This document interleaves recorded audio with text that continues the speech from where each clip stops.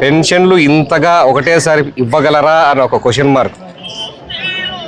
అవతల అప్పుడుకున్న సీఎం గారు కూడా ఇది అసాధ్యమైన పని, సుసాధ్యమైన ఎట్లయితే మాకు చేత కాదా మేము ఇయ్యలేము అన్నట్లు మాట్లాడితే కూడా వచ్చిన టైంకి చెప్పిన టైంకి చేసి చూపిస్తున్నారు చంద్రబాబు నాయుడు గారు.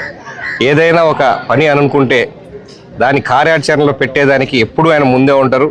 అందులో పేదల సంక్షేమం కోసం వస్తే ఖచ్చితంగా 1-2 సార్లు ఆలోచన అనేది కూడా పక్కన పెడితే టకాని చేసేయండి ముందు, దాని ప్రకారం మళ్ళీ చేద్దామంటారు.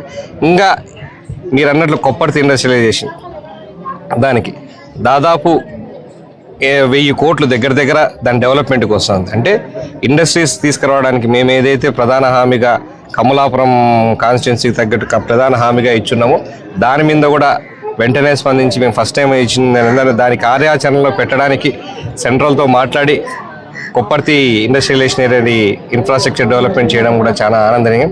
అలాగే మొన్న మేము సర్వరాజ్ సాగర్ దాని గురించి పట్టకాల వల్ల దాని గురించి అడగడం కూడా జరిగింది. దాని మీద కూడా డబ్బులు లేవు అని ఒక 5 నిమిషాలు ఆలోచించి డిస్కస్ చేసి కానీ ఇంతమందికి మేలు జరుగుతుంది కదా చేసేసపో అని ఒక గట్టి హామీ ఇవ్వడం జరిగింది. ఏదైనా కూడా కడప పార్లమెంట్ పరిధిలో మా నియోజకవర్గానికి కూడా ఎటువంటి పని కావాలన్నా కూడా వెంటనే ఆయన స్పందించి పనిచేస్తా ఉన్నారు. దానికి ఆయనకు మరొక్కసారి నేను మా అందరి తరఫున కృతజ్ఞత తెలియజేసుకుంటా ఉన్నాను. మీకోసం మేము పనిచేస్తాం సార్, తప్పకుండా మీ ఆశయాలు నిలబెడతామని చెప్పి మేము తెలియజేసుకుంటాం.